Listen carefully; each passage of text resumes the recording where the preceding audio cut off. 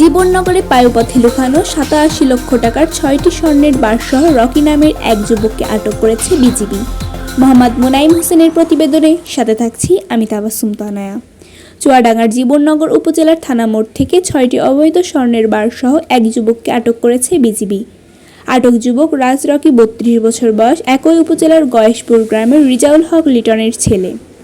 ঝিনাইদহের মহেশপুর ৫৮ বিজিবি ব্যাটালিয়নের ভারপ্রাপ্ত quarter master সহকারী পরিচালক মোহাম্মদ সাইফুল ইসলাম সোমবার ১৭ মার্চ রাত ১০টায় গণকর্মীদের কাছে পাঠানো এক ইমেইল বার্তায় জানান, গোপন খবর পেয়ে মহেশপুর ব্যাটালিয়নের অধীনস্থ জীবননগর বিওপির সদস্যরা রাজ রকি ৩২ বছর বয়স এদিন বিকাল ৫টা ৫০ মিনিটের সময় জীবননগর থানা মোড় থেকে আটক করে।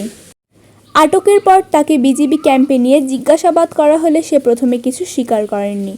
পরবর্তীতে সন্ধ্যা ৬টা ১০ মিনিট তাকে মলত্যাগ করানো হলে তার মলদ্বার থেকে ২টি স্কচ টেপ পেঁচানো পোটলা বের হয়ে আসে।